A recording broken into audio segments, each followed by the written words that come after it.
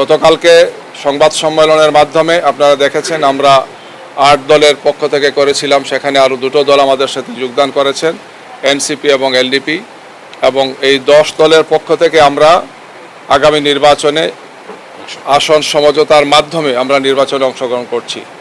আমরা আশা করব অন্তর্বর্তীকালীন সরকার, নির্বাচন কমিশন, তারা সবাই মিলে আমরা যাতে একটি লেভেল প্লেইং ফিল্ডটা নিশ্চিত করি।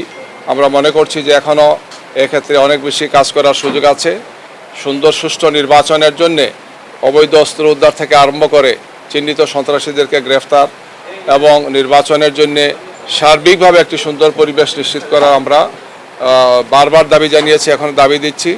যেহেতু নির্বাচনের শিডিউল ঘোষণা হয়েছে, আমরা নমিনেশন পেপার সাবমিট করেছি, আর সামনে আমাদের হাতে সময় আছে, সব মিলে 42-43 দিনের মতো সময় আছে। এই সময়ের মধ্যে যাতে একটি সুষ্ঠু সুন্দর নির্বাচন অনুষ্ঠানের জন্য সম্ভাব্য সর্বোত্তম পদক্ষেপগুলো গ্রহণ করেন সরকার এবং নির্বাচন কমিশন, আমরা সে আহ্বান জানাচ্ছি।